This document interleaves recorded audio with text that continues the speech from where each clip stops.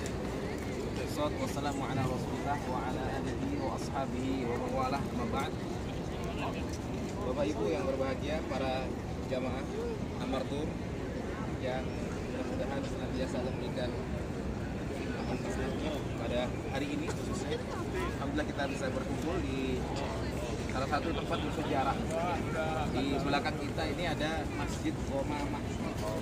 Tapi sebelum kita cerita tentang Masjid Ghamamah dan beberapa situs-situs yang ada di sekitar ini, jemaah yang dirahmati Allah Subhanahu wa taala, alhamdulillah pagi hari ini agenda kita adalah pengenalan ya, ziarah sekitar areal Masjid Nabawi. Tapi insya Allah kita sepit-sepit ya, waktunya tipis-tipis aja. Insya Allah nanti masih ada agenda-agenda berikutnya. Untuk akhwat kita ingatkan ada jadwal ke Raudhah jam berapa? 8:30 kumpul di lobi ya. Sudah dalam keadaan wudhu. Untuk ikhwan jam 4 sore. Ya, jadwal kita jam 4 sore bertemu di lobi. Jadi sebelum waktu habis itu waktu maksimalnya adalah jam 5. Akhwat maksimalnya jam 10. Jadi persiapan dari awal nanti jam 4 untuk ikhwan, sore jam 8:30 di lobi terus akhwat. Jadi nanti untuk penjelasan lebih detailnya tentang baki nanti bisa dilihat langsung ketika jalan ya dengan Mubaifah ya. Nanti ikhwan sama saya sendiri insyaallah. Baik. Alhamdulillah sekarang ini kita di Masjid Ghamamah di belakang kita. Jadi Masjid Ghamamah dari sisi arsiteknya kira-kira mirip dengan arsitek zaman apa ini? Zaman siapa atau jangan negara mana kira-kira bangunan seperti ini? Iya betul. Ya masih mirip-mirip dengan bangunan pada zaman Turki Utsmani. Jadi semuanya para jamaah, saya dari pertama kita jelaskan bahwa ada 3 masjid di sini. Ada Masjid Ali, Masjid Abu Bakar, ya, dan Masjid Ghamamah.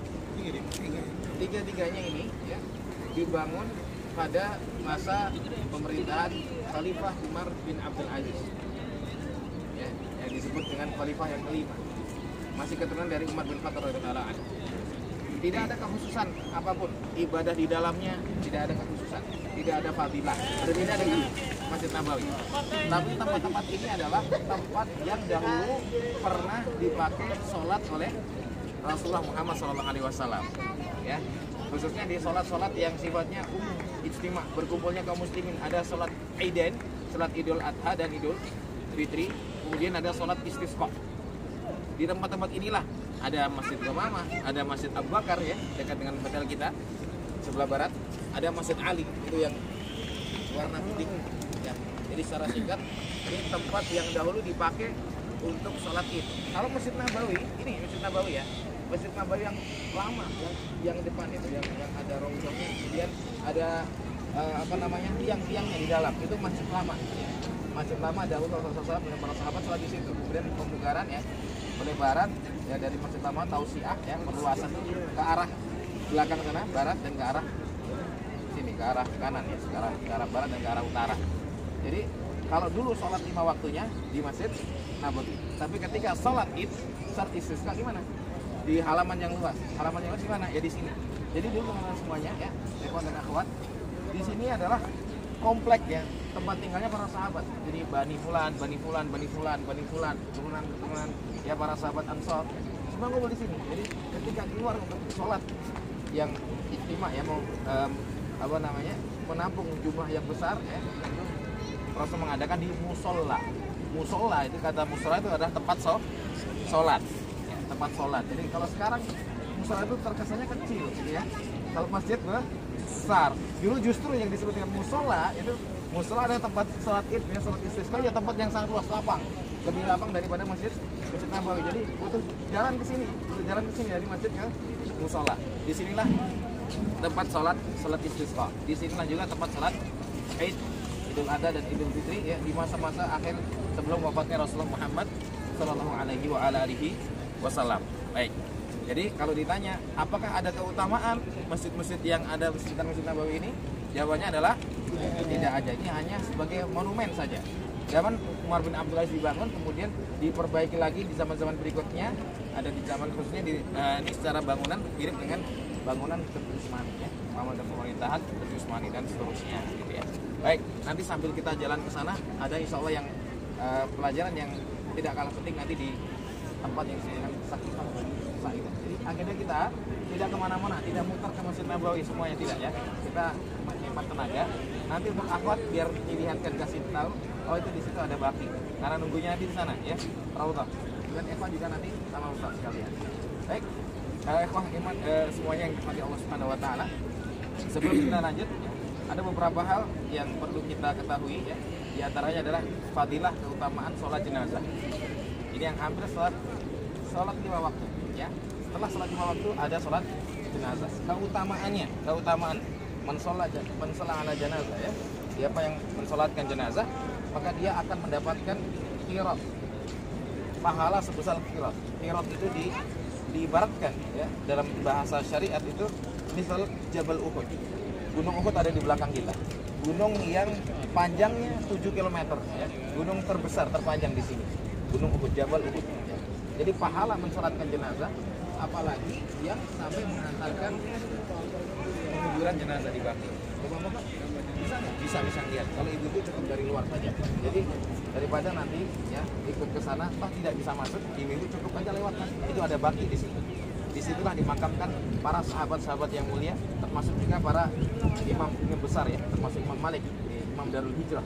Karena di sini adalah Darul Hijrah, negeri untuk berhijrah. Dari mana hijrahnya?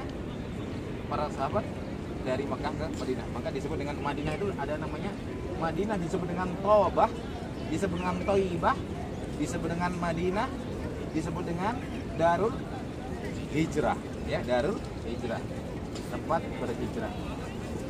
Baik.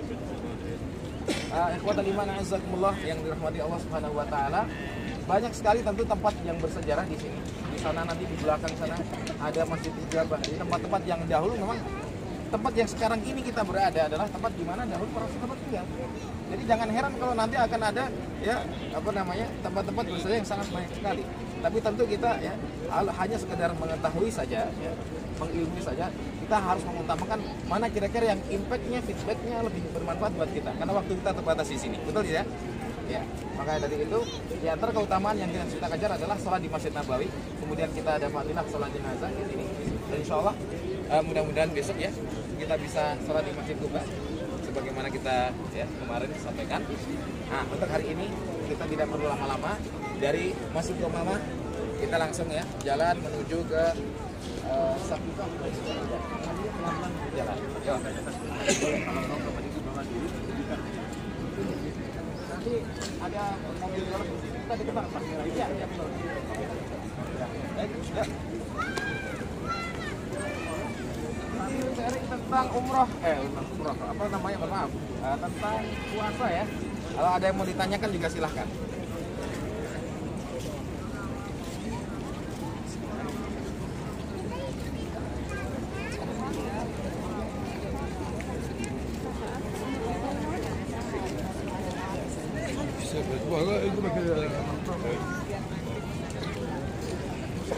Jadi ya Bapak Ibu, kita ada di sini ya.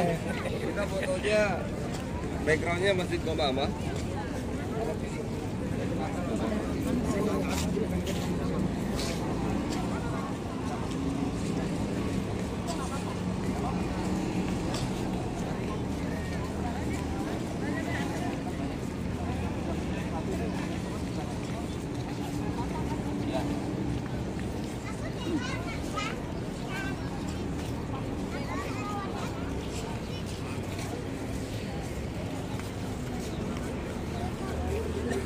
Satu informasi yang perlu kita ketahui juga, jamaah. Jadi beradanya Masjid Nabawi di sini, kita harus melihat juga nih. Kira-kira dahulu kenapa sih Rasulullah SAW membangun Masjid Nabawi? Sebelum Masjid Nabawi dibangun dulu apa? Masjid Kuba. Jadi Masjid Nabawi ini pusat pemerintahan, pusat pendidikan, pusat administrasi, ya, pusat militer juga di sini. Masjid Nabawi. Jadi bagaimana Rasulullah SAW bisa menggabungkan ya, bisa memanage baik itu bahwa semua orang ya kesibukannya apapun harus dekat dengan masjid. Jadi di sini juga, jadi dari Masjid Ali ke belakang itu dikenal dengan sebutan Sukul Manakha, Sukul Madinah, pasar Madinah. Jadi pasarnya dengan Masjid Nabawi itu dekat ya, pasar Madinah di sini. Ketika dahulu pertama kali hijrah ke kota Madinah, ekonomi di kota Madinah yang menguasai siapa? Yahudi, ya. Yahudi. Kalau di Yahudi tahu sendiri, di situ ada riba, ada pajak, segala macamnya. Jadi para sahabat kemudian ya lapor kepada Rasulullah SAW, kemudian diusulkan ya untuk membuat suk sendiri, sebuah suk itu apa? Pasar. Market ya, pasar ya. Maka dibikinlah Sukul Madinah ya, yang berada kurang lebih di area Masjid Ali, ini ya, Masjid Ali bin Abi Thalib ya, ini Masjid Abu Bakar dan ini Masjid Qamamah.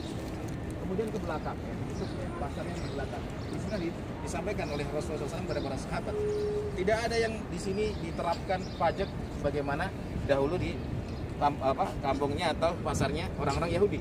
Jadi tidak ada pajak, tidak ada pungutan, silahkan semuanya bebas ya. Siapa yang berjualan silahkan berjualan, tidak ada yang kemudian merasa terzalimi ya, ditekan dengan berbagai aturan-aturan yang tidak menjaga rasa keadilan. Nah, disitulah Sukul Madinah. Dari situlah kemudian berkembang juga ekonomi umat Islam yang khususnya saat itu kita kenal sebagai saudagar yang besar siapa? Abdurrahman bin Auf radhiyallahu taala anhu. Masyaallah. Baik, yuk kita lanjut.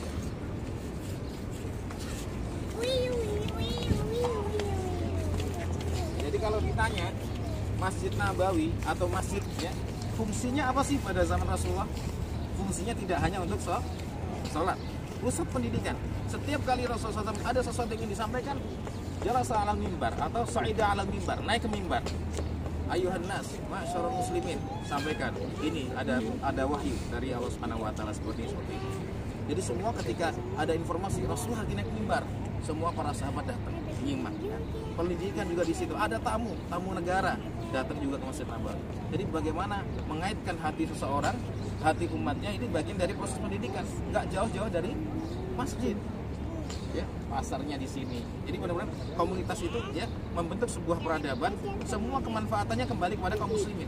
Di situ ada madrasahnya, di situ ada ekonominya, pasarnya, di situ ada pusat militernya, dan semua yang muter-muter penguasaan itu semua disitulah kemudian berdirinya sebuah negara yang sangat ideal yang kita semuanya mendambakan, yaitu negara Madinah. Madinah adalah negara ya. Coba teman-teman semuanya, saya mau tanya, Rasulullah SAW berapa tahun berdakwah sejak menjadi Rasul? 23 tahun ya. Ingat ya berapa? 23 tahun. Di Mekah berapa tahun? 13. 610 sampai 622 berapa tahun? 13 ya, 13 tahun.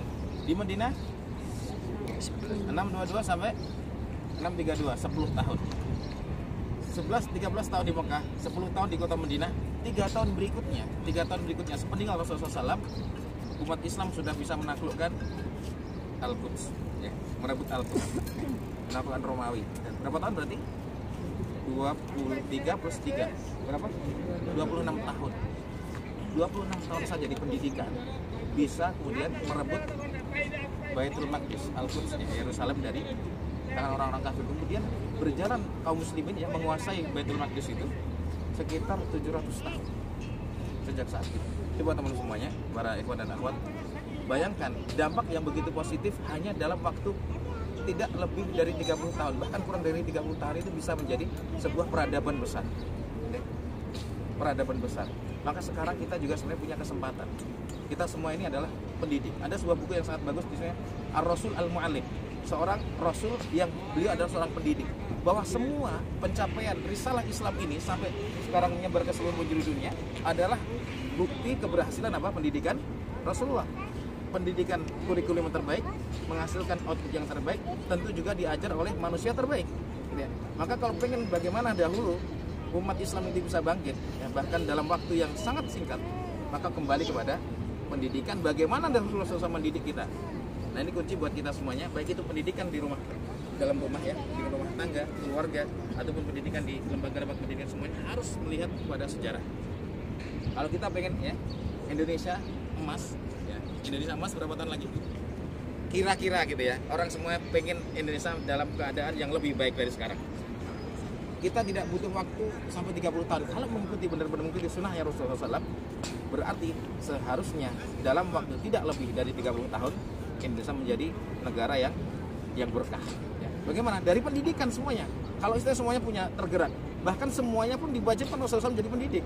Balighu anni walau ayah, sampaikan dariku ya, walaupun hanya satu ayat.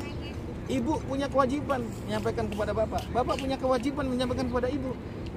Anak juga boleh menasihat kepada orang tuanya. Kalau semuanya punya motivasi jadi pendidik, maka bagaimana kemudian ya sebuah komunitas, sebuah ya populasi itu akan berkembang bagaimana mencari nanti output yang terbaik, outcome yang terbaik, sehingga terbentuklah sebuah komunitas yang semuanya terdidik. Terdidik itu dalam bahasa Arab adalah mu'addab.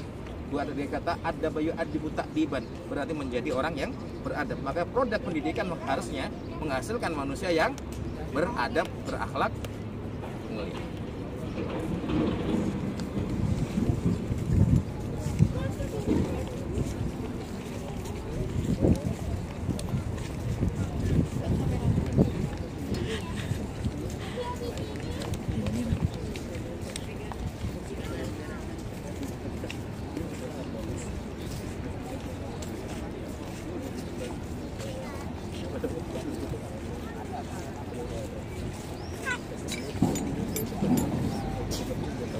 Tangannya beku. Oh, ganti.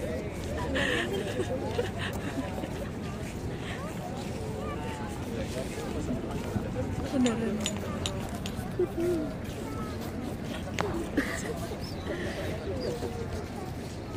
Sip 2 nih ceritanya. Sip 2.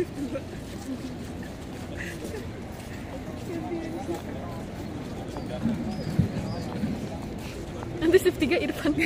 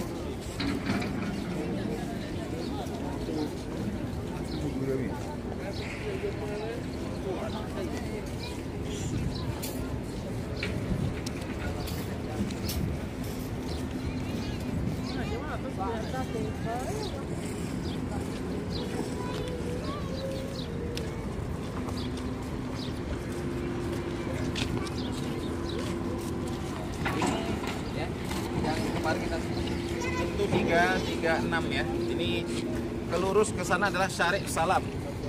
Syarif Salam. Kelurus lagi nanti ketemu ada Universitas Taibah yang untuk putri, dan seberangnya nanti ada Universitas Islam Madinah. Ya, alma mater kami. Dari sini sekitar 5 menit saja lurus. Jadi nanti yang mau jenguk anaknya di sini, cucunya ya, biar bisa narik haji cepat itu. Ya.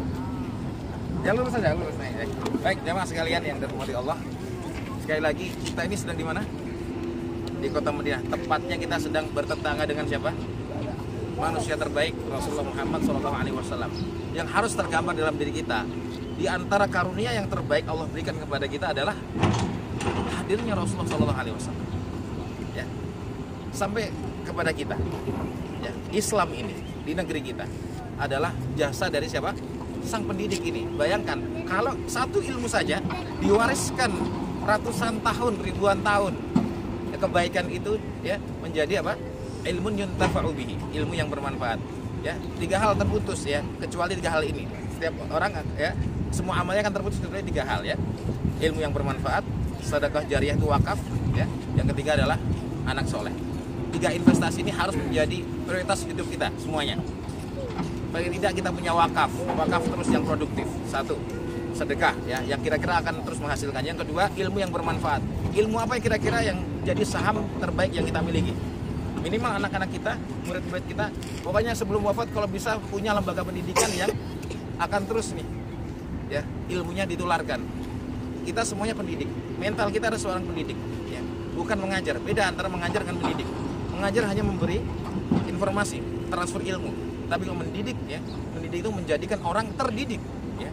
Maka harusnya Kementerian Pendidikan itu melahirkan manusia-manusia terdidik. Kalau hanya mengajar, nanti Kementerian Pengajaran, ya, bukan pendidikan. Ya. Dan tujuan pendidikan di Sisdiknas itu juga menghasilkan manusia yang beriman, bertakwa, dan berakhlak mulia. Sebenarnya sudah bagus ya. Founding father kita, ya, para pendahulu sudah bagus seperti itu. Maka kita sini, insya Allah ya, kita akan studi banding, kita ambil ilmu semuanya. Bagaimana sih dahulu, bagaimana Rasulullah SAW membentuk sebuah negara, ya, sebuah negara yang dari komunitas sangat kecil, kemudian dalam beberapa tahun, ya, 3 tahun kemudian pada masa pemerintahan Umar bin Khattab radhiyallahu anhu bisa menguasai, ya, 2/3 dunia, gitu ya, nyebar. Barang waktu yang sangat-sangat singkat. Bahwa semua ini adalah sudah bagian dari, ya, kehendak Allah Subhanahu wa taala. Satu poin yang harus kita catat bahwa semua ini, ya, berasal dari proses pendidikan. Sekali lagi, tema kita adalah pendidikan. Pendidikan, jadi pendidik. Siap semuanya jadi pendidik? Siap ya? Ar-Rasul al-Muallim. Wa ba'atsani mu'alliman wala muta'annitan, ya. Rasul Allah Subhanahu wa taala mengutus sebagai muallim, pengajar yang mendidik. Ilmu khairukum man ta'allama al-Qur'ana wa 'allama. Sebaik-baik kalian adalah orang yang belajar Al-Qur'an, memperdalam Al-Qur'an dan mengajarkan. Berarti untuk menjadikan orang-orang paham Al-Qur'an butuh siapa? Pengajar. Maka yang memproduksi, ya, atau mengkader sebanyak-banyak mungkin pengajar itu adalah bagian dari investasi terbaik. Siapa? Mulai dari kita sendiri. Terapkan dalam keluarga kita, kurikulum kita. Ada nggak sih kurikulum dalam keluarga kita? Misalnya nih, saya mau ngasih saran kepada ibu dan bapak semuanya. Paling tidak ada pelajaran dalam rumah kita, ya, minimal itu ada pelajaran Sirah Nabawiyah. Sudah punya buku Sirah Nabawiyah? Sudah punya ya semuanya, ya? Sirah Nabawiyah, Sirah Nabi. Itu menjadi kurikulum wajib. Biar kenal siapa Rasulnya, biar kenal bagaimana Rasulnya, akhlaknya, bagaimana program, ya, kehidupan kesehariannya, bagaimana mendidiknya, bagaimana ketika, ya, sedang disakiti, bagaimana ketika membangun sebuah peradaban ini. Semua ada di Sirah Nabawiyah. Dan untuk belajar Sirah Nabawiyah kita dibutuhkan belajar juga Al-Quran dan Sunnah, karena Al-Quran lebih detail menjelaskan itu kejadian-kejadian dan pasti valid informasinya. Sebagaimana juga di hadis-hadis Rasulullah SAW. Jadi pulang nanti harus punya buku Sirah Nabawiyah. Hatamkan, ya, semua proses dakwah dari fase Mekah menuju fase Madinah. Fase Mekah ada 13 tahun. 13 tahun jamaah sekalian, fokusnya Rasulullah SAW adalah pada penguatan iman. Pada penguatan iman. Belum banyak syariat. Belum ada syariat-syariat yang seperti syariat sholat, ya. Syariat apa namanya? Dulunya awalnya kan menghadap mana? Masjid Al-Aqsa, ya, sholatnya. Sebelum nanti dipindah ke Ka'bah, ya. Belum ada syariat jihad dan segala macamnya. Itu butuh 13 tahun penguatan sisi akidah, ya. Akidah, iman. Makanya para sahabat memberikan testimoni. Kunna ta'allamnal iman qabla al-Qur'an. Fa ta'allamnal Qur'an fazidna bihi imanan. Pertama kali yang ditanamkan kepada anak-anak kita adalah iman. Apa? Iman dulu. Apa maksudnya iman di sini? Bahwa iman itu sesuatu yang kita yakini meskipun kita tidak melihat. Betul Bapak Ibu? Anda semuanya berada di sini. Apa yang menyatukan kita? Karena kita beriman dengan hal yang gaib. Kita semua percaya dengan surga dan neraka, betul tidak? Pernah melihat? Nggak pernah. Yakin nggak? Ada. Yakin. Dari mana kita tahu? Sumbernya dari mana? Dari wahyu. Maka dalam perspektif Islam itu mengenal ada khobar sodik, informasi yang benar. Di antara adalah wahyu. Yang dimaksud di sini adalah kalau sesuatu itu datangnya dari wahyu, datangnya dari Allah dan Rasulnya, pasti benar. Kenapa? Datang dari as-sadiqul masduq, orang yang jujur dan dibenarkan kejujurannya, gitu ya. Kita percaya dengan hal yang gaib. Yu'minuna bil ghaib. Maka ditanamkan kepada anak-anak kita, ya, tentang surga dan neraka. Ditanamkan kepada anak-anak kita, Al-Quran bilang seperti ini, hadis bilang seperti ini. Setelah itu baru kemudian diajarkan Al-Quran. Jadi belajarnya para sahabat itu adalah iman dulu baru Al-Quran. Catat baik-baik, iman dulu baru Al-Quran. Jangan hanya fokus belajar membaca Al-Quran tapi tidak tahu, oh ini halal, ini haram, ini nggak boleh kata Allah. Allah nggak suka ini. Jangan nak, jangan nggak boleh berbohong. Ini iman. Oh ini apa? Nggak boleh. Ini apa? Karena ini bagian dari makanan-makanan yang haram. Jangan. Ini syubhat. Nggak boleh. Ditanamkan terus iman itu, ya. Maka para sahabat itu belajarnya tidak lebih dari 10 ayat kecuali sampai paham betul. Jangan hanya semangat saja ingin menghafal tapi berusaha untuk memahami Al-Qurannya kurang. Karena yang tujuannya adalah ahlul Quran itu, kata para ulama di dalam tafsirnya adalah mereka yang al-amiluna bil Quran, yang mengamalkan Al-Quran. Yang mudah-mudahan Allah berikan ya kemampuan kita untuk bisa paham dan bisa mengamalkan Al-Quran. Jadi targetnya nextnya, pertama kita jadi pendidik dulu, berikutnya insya Allah kita akan berusaha jadi pendidik Al-Quran gitu ya. Bismillah, kita lanjutkan. Langsung ke tempat Bani Sa'idah.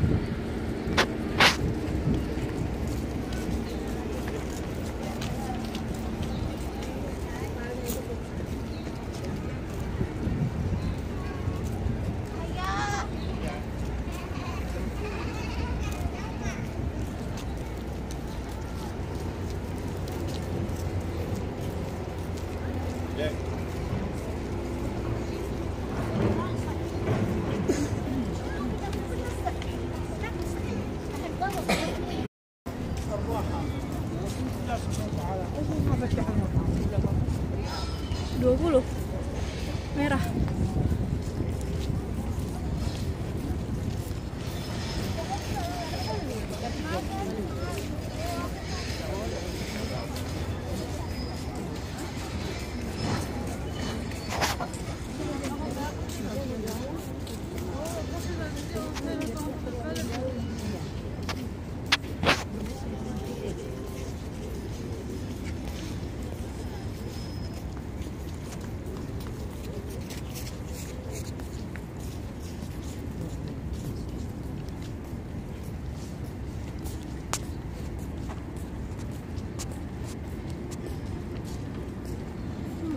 Bagus banget.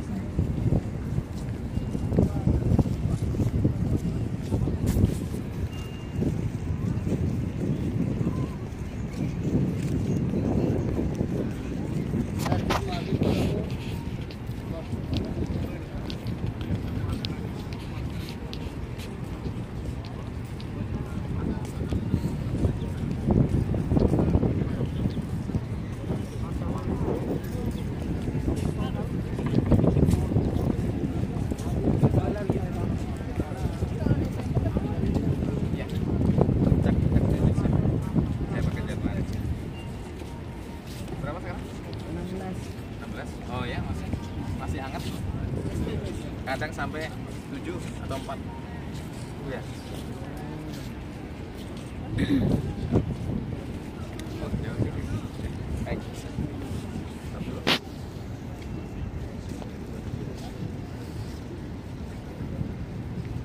untuk ini ya sekalian sedikit edukasi tentang enggak. puasa ya. Sahur kita maksimal sampai jam berapa? 4 Di hotel ya. Kalau sahur, kalau di luar hotel sampai kapan? subuh. Boleh sahur sampai sebelum masuk subuh. Ya. Kalau jadwal sekarang jam berapa? Azan pertama 5.27. Masih. Kan azan pertama. Azan pertama itu yang qiyamul lail sudah istirahat dulu, sahur. Yang belum sempat qiyamul lail silakan. Jadi ini yang harus kita pahami juga jamaah sekalian.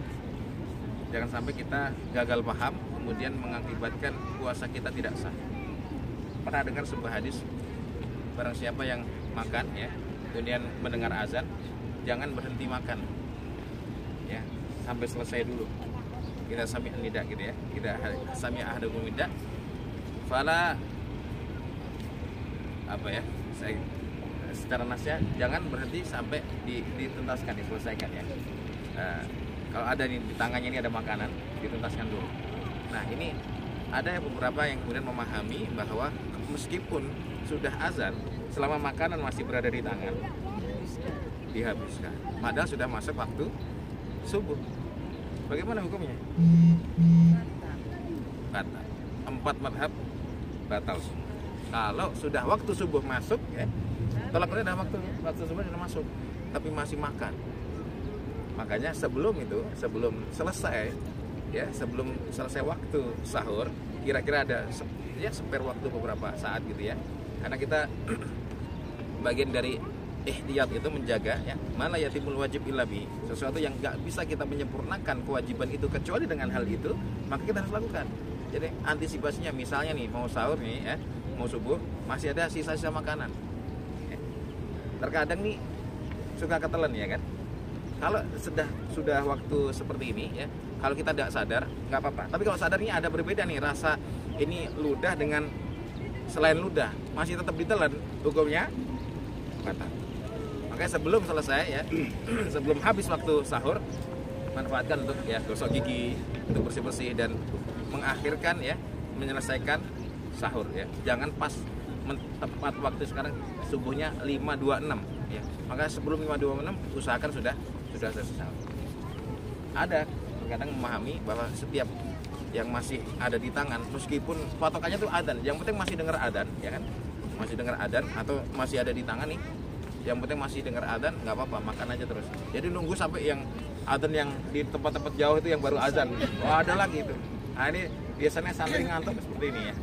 Ada saya pernah ngisi daurah gitu ya di sebuah lembaga itu pesantren, santrinya itu baru sahur ketika azan. Selama masih azan, wah itu dia cepet-cepet itu. Justru padahal azan itu adalah waktu tandanya sudah fajar, sudah subuh. Nggak boleh. Kaidahnya seperti itu. Makanya kalau kebetulan kita lupa, masih makan ada di sini, harus dikeluarkan. Nah, biar tidak seperti itu, sebelum selesai waktu sahur, usahakan sudah berhenti makan gitu ya. Jadi ini fikih itu berkaitan dengan sah tidak ibadah. Gitu ya. Baik, mudah-mudahan tidak salah pahami. Jadi di jamaknya, jadi waktu ketika mendengarkan azan ya, inna bilalan yu'adzinu bilailin fakulu washrabu hatta yu'adzin ibnu maktum. Jadi dulu ada 2 azan. Kalau Bilal, nah itu tadi yang jam berapa itu 4:30 ya. Inna bilalan yu'adzinu bilailin. Sesungguhnya Bilal, sahabat Bilal itu azan ya, masih waktunya masih masuk malam, masih agak malam. Fakulu washrabu, maka kalian silahkan bersahur, makan dan minum sampai adanya Abdullah ibnu Ummi Maktum. Jadi ada 2 muadzin. Kalau yang adzan Bilal berarti masih waktu sahur. Tapi kalau sudah adanya ibnu Ummi Maktum waktu itu, artinya sudah waktu subuh, sudah nggak boleh makan. Paham sampai di sini? Insyaallah. Jadi kalau ada makanan masih di mulut harus dikeluarkan ya, harus dikeluarkan. Itu 4 mazhab sepakat ya, 4 mazhab sepakat.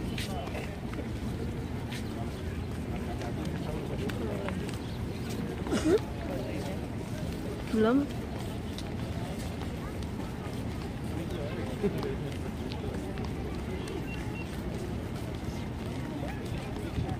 Tiba-tiba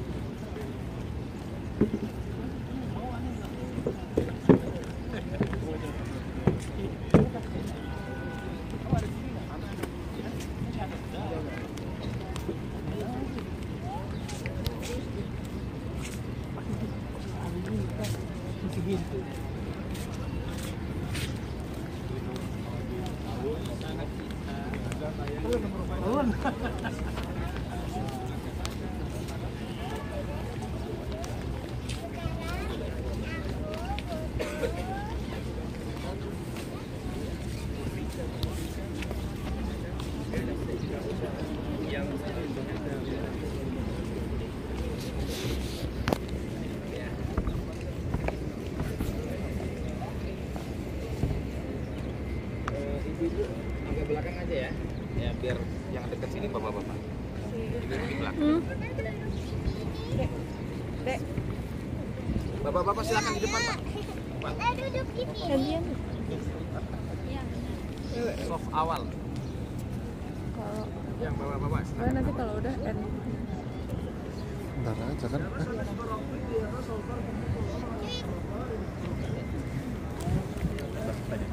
Ini masuk harum.